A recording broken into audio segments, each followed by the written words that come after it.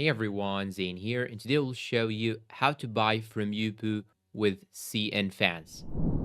Now, the first thing that you should do is to simply go and open CNFans in one tap and log in into your account, and open your Yupoo and log in into your account also. So now, once you have logged in into both websites, you need to paste here a link or the product name if you want. So you'll have to search for any product here that you wanted, then copy its link, then paste it just right here, then click on submit. Once you click on submit, it will show you here this dashboard. You should now add the product name, the product link that we have actually copied before, and the specifications. You can include the color, the number, the size, and so on. And for the products notes, you can add some extra notes for this product, upload the image of the product, then scroll down more. You can find here the unit price. So you'll have to go to Yupoo and communicate with the seller to know how much is the price in CNY, so that you can type it here and enter here the quantity. Then you'll have to ask also the seller on Yupoo how much will it cost from him